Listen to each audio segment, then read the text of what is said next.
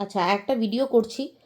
আম, সত্যি কথা বলতে এই ভিডিওটা করার থেকে আমি নিজেকে রুখে রাখতে পারলাম না আর কি। আমাকে মানে কি বলবো, আমাকে এই ভিডিওটা করতেই হলো। আম, আমি জানি যে আমাদের চ্যানেল অনেক বাংলাদেশি ভিউয়াররা দেখে থাকেন। আমার চ্যানেল তো প্রচণ্ডই ছোট চ্যানেল। আমার চ্যানেলে সাবস্ক্রাইবার বা ভিডিও কোনো কিছুই সেরকম নেই, উল্লেখযোগ্য নয়। আমি ভিডিও দিও না।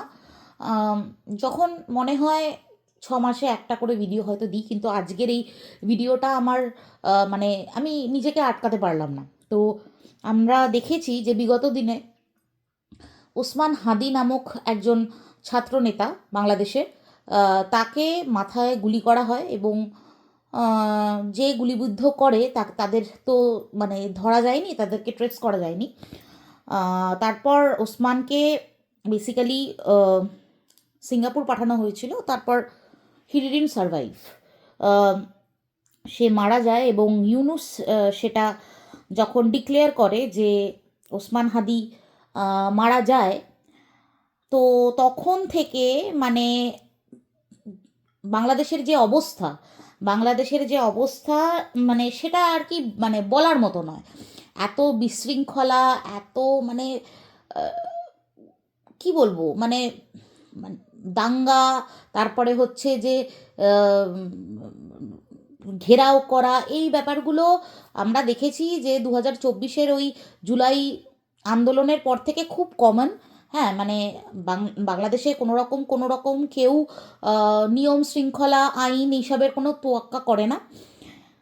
ভীষণই মৌলবাদী ব্যাপারটা ঢুকে গেছে পুরো দেশের মধ্যে। এটা আমার বলতে আজকের দিনে কোনো রকম কোনো দ্বিধাবোধ নেই। আমি যেখানে আমার নিজের দেশের মধ্যেও এই ধর্মান্ধতা বা মৌলবাদী আমি দেখি, আমি সেখানে আমি বলে থাকি। আমি এটা আমার বলতে কোনো রকম কোনো দ্বিধাবোধ নেই। আজকে যদি আমার এই এই ভিডিওটার পর আমার চ্যানেলে কেউ এসে আমাকে কোনো রকম থ্রেট বা কমেন্ট করে যায়, খারাপ কমেন্ট করে যায়, তাতে আমার কিছু এসে যায় না। কারণ আজকে যদি আমি না বলি তাহলে মানবিকতার মুখে ধাব্বা। তো আমার কথায় কিছু এসে যাবে না আমি জানি, কিন্তু এটা আমার কর্তব্যর মধ্যে আছে বলে আমি মনে করি। তো যেটা ব্যাপার হলো সেটা হচ্ছে যে এত উত্তেজনা ছড়ানো হলো, এত উত্তেজনা মানে এখন তো প্রচণ্ড উত্তাল বাংলাদেশে। বাংলাদেশ 2024 জুলাই থেকেই উত্তাল, ঠিক আছে। এবং যে প্রধান অ্যাডভাইজার বাংলাদেশের ইউনুস, সে তো টেম্পোরারি একজন টেম্পোরারি দেশটাকে চালানোর ভার নিয়েছিল এবং 3 মাসের মধ্যে নির্বাচন হওয়ার কথা। সেটা সে পেছোতে পেছোতে পেছোতে পেছোতে এই ফেব্রুয়ারি মাসে নির্বাচন হওয়ার কথা। এই 2026 সালের নির্বাচন হওয়ার কথা বাংলাদেশের। আওয়ামী লীগ এবং যে আরেকটি যে দল আছে সেই দল, সেই দলের আম, প্রধান এই দুটো দল। আর এখন যতটা বুঝতে পারা যাচ্ছে সেটা হচ্ছে শরিয়া ল বা জামাতের একটা বিশেষ ইনফ্লুয়েন্স, সেটা আর কি বাংলাদেশে বিশেষ করে আর কি নিয়ে আসার একটা প্রবাবিলিটি। এবং নির্বাচন যাতে দেরি করা যায়, নির্বাচন যাতে না হয়, সেই টাইপের একটা একটা পরিস্থিতি আহ, আহ, তৈরি করার চেষ্টা আর কি। তো সেটা বাংলাদেশের রাজনৈতিক ব্যাপার স্যাপার এবং সেই ব্যাপারগুলোকেই ধোঁয়া দেওয়ার জন্য নানান ধরনের এই ধরনের ম্যাসাকারগুলো সৃষ্টি করা হচ্ছে। যে সেটা আমার মনে হয় ধর্ম তো, সত্যি কথা বলতে ধর্ম এগুলো হচ্ছে বাহানা ছাড়া আর কিছুই নয়। কোনো দিনই আমার মনে হয় না যে ধর্ম ব্যাপারটা এমন এমন কিছু বড় হয়ে যেতে পারে না যে মানুষ মানুষকে কেটে ফেলছে।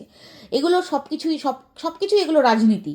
রাজনীতি আজকের দিনে রাজনীতি এমন পর্যায়ে পৌঁছে গেছে, রাজনীতি খোলাখুলি কেউ রাজনীতি করে না, ধর্মের আড়ালে, ঠিক আছে, আরও নানান জিনিসের আড়ালে রাজনীতি হয়। তো সেই রাজনীতির কারণেই এইরকম অবস্থা। মানে এই গত একটা মাসে 100টা লাশ পড়েছে হচ্ছে বাংলাদেশে। তার সবথেকে বড় কথা হচ্ছে যে মাইনরিটি হিন্দুজ, এটা বলতেই হবে, কিছু করার নেই, মাইনরিটি হিন্দুজ আজকের দিনে বাংলাদেশে সেফ নয়, আজকের দিনে বাংলাদেশে সেফ নয়।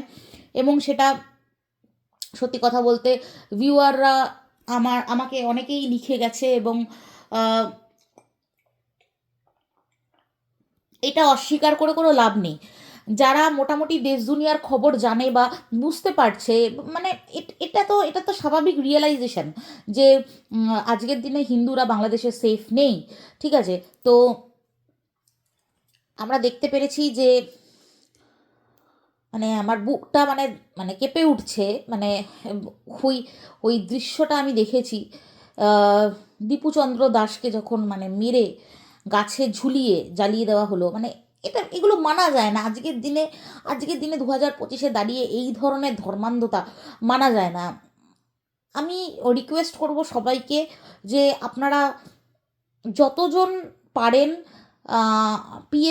পিএমকে ট্যাগ করে টুইট করুন, প্রাইম মিনিস্টার অফ ইন্ডিয়া, তারপরে হচ্ছে হোম মিনিস্ট্রি অফ ইন্ডিয়া, এদেরকে টার্গেট করে টুইট করুন এবং কিছু ডিমান্ডস তাদের সামনে রাখুন। সেটা হচ্ছে যে আমি নিজে টুইট করেছি, সব থেকে প্রথমে যেটা করতে হবে সেটা হচ্ছে বাংলাদেশের সাথে সব রকম ট্রেড বন্ধ করা উচিত।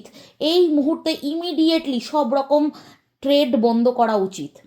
ঠিক আছে, এখনও অবধি মানে আমি জানি না যে ভারত সরকার কেন মুখ বন্ধ করে বসে আছে। আদানি এখনও অবধি কেন পাওয়ার সাপ্লাই দিয়ে যাচ্ছে বাংলাদেশকে, কেন তিস্তা ট্রিটি এখনও অবধি কেন বন্ধ করা হচ্ছে না, কেন এগুলো করা হচ্ছে না, তার কোনো কারণ নেই। এখনও অবধি মোদির কোনো রকম কোনো বয়ান আসেনি। আমি সত্যি বিশ্বাস করুন, মানে আমি বুঝতে পারছি না যে মানে কি চাইছে ভারত সরকারই বা কি চাইছে। এরপরেও কিছু বাকি থাকে।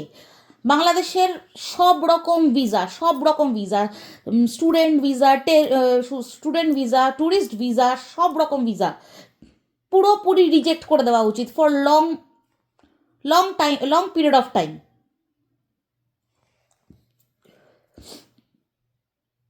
আমি সবাইকে রিকোয়েস্ট করছি, যাদের পক্ষে সম্ভব তারা প্লিজ টুইট করুন, ট্যাগ করুন প্রাইম মিনিস্টার অফ ইন্ডিয়াকে, হোম মিনিস্টার অফ ইন্ডিয়াকে, ফরেন মিনিস্টার অফ ইন্ডিয়াকে, যে এই এই এই এই যে এই এই সিদ্ধান্তগুলো এবার নেওয়া প্রয়োজন।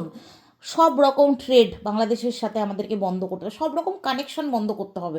এখন এটা বুঝতে হবে যে বাংলাদেশের থেকে যে কোনো মানুষ যদি ইন্ডিয়াতে আসে, যে কোনো মানুষ যদি ভারতে আসে, সেটা আমাদের জন্য কোনো রকম সুবিধাজনক নয়, সেটা আমাদের জন্য কোনো রকম খাতরে সে খালি নয়। আমার কিছু করার নেই, আমাকে এটা বলতেই হচ্ছে।